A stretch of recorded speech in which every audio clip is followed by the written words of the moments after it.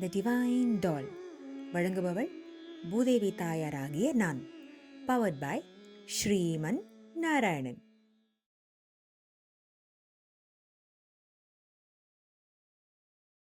பாசுரம் 2. வையத்து வாழ்வீர்கள். வையத்து வாழ்வீர்கள், நாமும் நம் பாவைக்கு செய்யும் கிரிசைகள் கேளீரோ.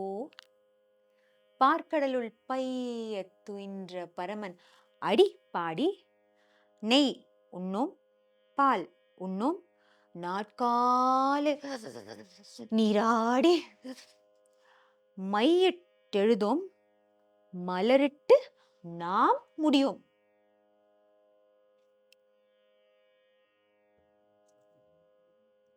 செய்யாதனை செய்யோம், தீக்குறளை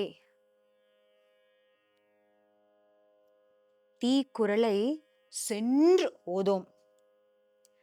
ஐயமும் பிச்சையும் ஆந்தனையும் கை காட்டி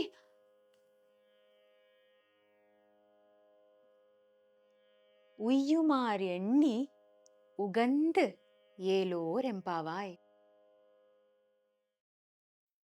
பூமி, டூஸ் அண்ட் டோன்ட்ஸ் எல்லாம் ஓகே, புரியுது. ஆனா என்னடி, நெய்யும் பாலும் மையும் மலரும், இது 4 இல்லையா?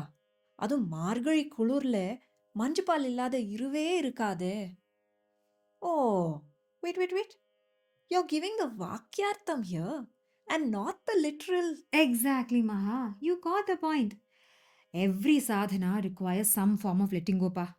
If you do not sacrifice for your goals will become the sacrifice. Influencer tongueல சொன்னா discipline, commitment அப்படியெல்லாம். So the point is, ஒன்று நாக்க கட்டுப்படுத்தணும். What you eat and what you speak. 2 கரங்களை வளர்க்கணும். சுருக்கமா சொல்லணும்னா, watch your tongue and spread your arms. இது பண்ணா உகந்து ஏலோர் எம்பாவாய். பாபா ஃபேண்டாஸ்டிக் பூமி. நாளை சந்திக்கும் வரை நாளுக்கு ஒரு பாசுரம், நாளைக்கும் நினைப்போம் பரமபதம்.